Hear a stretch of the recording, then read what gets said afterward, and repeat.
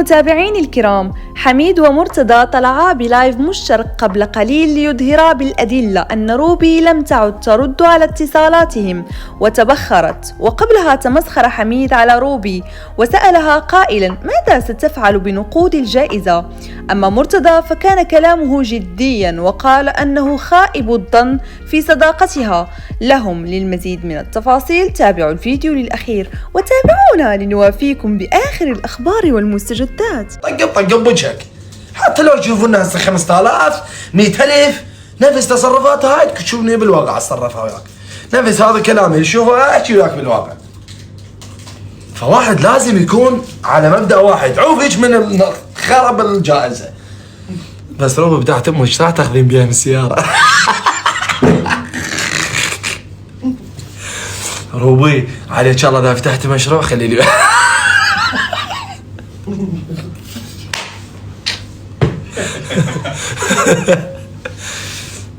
اقولك ترى الفلوس تخلص بس السمعة هاي بعد ضيعت عليها شنو؟ السمعة شي يخلصها؟ السمعة ما تخلص. والله حاولت بكل الطرق نجنب هاي الموضوع وانت تدري ايش قد حاولت اتواصل وياها بس هي كنا الخبرات اعطينا رفض عمي. والله العظيم كل 5 مكالمات يلا تجاوب، يقول لكم اجاوب والله العظيم. انا البنت ما سالت لها ترى، لا حد يجي يصير براسي ابو فنتيره ويجي فنتر براسي وهيك خوش. لا روبي كذبت علينا، خلينا نكون واقعيين تمام.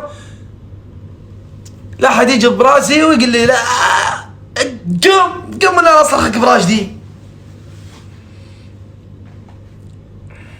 بالعافيه عليها ما قلنا شيء، بس واحد ما يصير يكذب. هسه نرضي نزل واقف مو هي الساعه ايش قالت يتصلون ارد. شلون؟ قالت يتصلون ارد لكم اصدقائي. رايكم شوفوا المكالمات، مكالمه لم يرد عليها، مكالمه لم يرد عليها، بعض الرسائل مكالمه كل 5 ايام 6 هيجي تتفرغ روبي يمكن سلموها رئاسة امريكا عمي هي بالعافيه علي خدت تاخذني فلوس امريكا الوسطى. بس غير تعترف بالحقيقه. انا والله العظيم هسه لو ماخذه من عندي تدري شنو؟ 100,000 دولار والله العظيم. اذا تقول يا حميد انا اخذت منك 100,000 دولار قسما بالله قلم حالله وماهبه دنيا واخره. هذا الحكي حكيناه وياها اصلا مكالمه جماعيه. قلنا لها روبي 100,000 محتاجه قولي محتاجه بس لا تقولي ما متفقين. هذا الحكي ما اريد اسمعه لان انا ضوج واحد يضحك علي. انت اتفقتوا ويانا وعلى هذا الاساس احنا صوتنا لك، فما ما متفقين شيليها من دماغك. قولي ناسيه ممكن اعدي لك اياها، قولي ناسيه مثلا شيلوا الاتفاق كان، بس لا تقولي ما اتفقنا تتقسم على الكل. هي ايش قالت لنا؟ قالت لنا اتفقنا تتقسم على الكل. قلت لها لا مو هذا الاتفاق كان. قالت لي يعني شنو ما تردون تعطوني؟ قلت لها لا بس انت هسه جاي تقولين اتفقنا تتقسم على الكل وماكو هيك اتفاق. تردين اجاملك اقول لك ايه اكو هيك اتفاق وماكو. فاتفقنا انه اللي يفوز يتنازل. قولي ناسيه وقولي محتاجه، انا مثلا محتاجه 5000 7000 10,000 يا هذا هو. لو ادري بيك تكذبين علي من البدايه كان فوزت مرتضى عايشه والله العظيم. على الاقل اللقب عراقي كويتي. لا عم والله اذا هيك الاصوات الشتت خلي يفوزون ايمن. اي خلي يفوزون ايمن عاد يستحقون والله العظيم. بس شو تسوي؟ احنا هذا كله بس على مود نبين لكم هي شنو. احنا مو بعازة الفلوس. حميد يوميا يصرف ل 4000 دينار. قسما بالله هسه من راح اسد لايف راح اروح كوفي ارجع انام اقعد من النوم واروح مطعم. قل لهم انا البارحه متعشي ب 3000. انا قلت لهم روح ابويا يوميا يصرف 125 دولار 120 دولار روح ابويا. مو على فلوس هي، لكن واحد من ينطيك كلمه وانه بدت المشكله حاسبه صاحبك. هسه شوفوا هسه انتم بيناتكم احنا كاشخاص عاديين، اذا واحد من اصدقائك عرفونا من السوشيال ميديا كذب عليك ايش راح يصير بيك؟ انت من داخلك ايش راح يصير بيك؟ رحمه على والديكم واحكي الصراحه. انتم كبشريه وعندكم عادات تنزل جولات وتونس. هو راح العب جولات. انا بعد ما احكي بالموضوع. شو يصير بيك اذا واحد كذب عليك كصديقتك او صديقك؟ ايش راح يصير بيكم؟ ها؟ رحمة على والديكم. انا ما اريد اعاير وما اريد شو اسمه. ترى روبي لو ما انا ومرتضى وفانز العراقي قسما بالله روبي كل شيء ما محقق والله العظيم. احكي لكم اياها من الاخير. ترى اصحاب اللايفات ولدنا كلهم واقفين ويدافعون عليهم. بيوم صار عليها هجوم هي ولدنا ما قصروا. اصحاب اللايفات كلهم بدون ذكر اسماء. شكو صاحب لايف عراقي دافع عليها. يعني هسه عوفوا حميد ومرتضى، على الاقل خلي احترام للفانزم اللي وقف وياك باشد ايامك، باشد الصعاب اللي كنت تواجهينها بحياتك. تمام، مو قالت لك ما استلمت الجائزه؟ شعدها ظلت شهر بتركيا، شو تسوي؟ تبيع سميط وشاي؟ ها؟ لا تخلونا نحكي، ترى احنا بشر كل شيء نعرف، مو اغبياء والله. انا قلت لها ما اقدر اساعدك، فهي البنيه عادي علستنا مثلا، غلست ما ارادت تعطينا، مو مشكله. بس انت يعني هسه من ناحيه المبدا واخلاقيا هي ما يصير. يعني اني دائما كنت بظهرك، واني وقفت لك، واني سبب فوزك بالبرنامج، وانت طلعتي حكيتيها، وهواي اشخاص طلعوا حكوها.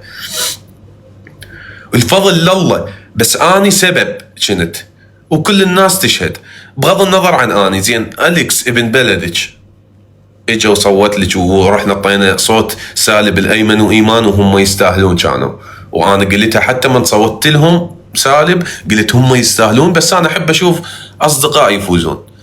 انا كنت صريح، يعني ما قلت لا والله ايمن وايمان علاقتهم مو حلوه، ورغم انه هم خربوا انا اشوف انه علاقتهم كانت حلوه.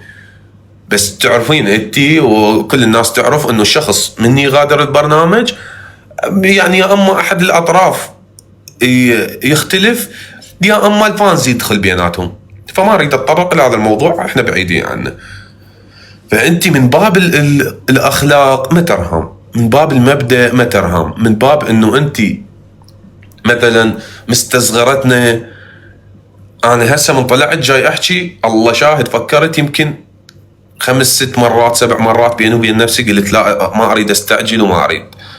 بس يعني منتظر هسه من يمها، ولو رساله، ولو مثلا تليفون، ولو عمي دزيلي اي احد يراسلني اذا انت مستحيه، اذا انت مثلا خجلانه، اذا انت ما الك عين تحكين وياي. اليكس داز لك رساله ومتصل عليك من البارحه، ما ادري اليوم متصل. المهم انا خابرته قال لي والله داز لها رساله ومتصل عليها ما مجاوبتني. زين هسه انا اذا اريد اعذرك، انتم خليكم حكم، فتحوا التعليقات شباب. انا هسه خليكم انتم حكم، انا هسه اذا اريد اعذرها، اذا اريد اخلي لها باب واعذرها البنيه، من يا باب اعذرها، من يا باب. زين هسه انا ممكن انا غلطان وياها. فتحوا التعليقات شباب، لا حد يسد التعليقات.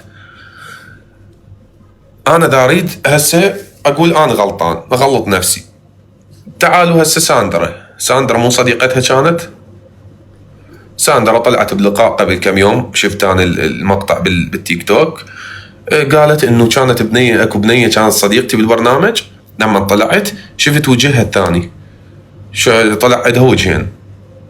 البنيه هاي روبي، انا اقول لكم هي جزء ما جابت اسمها، البنيه روبي سيده اللي هي صديقتها. ومع العلم كانت هوايه تختلف هي وسيده، انا اطبق وياها على سيده. كانت تختلف هي وشربل، انا اطبق وياها على شربل. ليش؟ لانه البنيه انا معتبرها مثل اختي. وكنت دائما اقول لها روبي انت والله العظيم اشوفك اختي.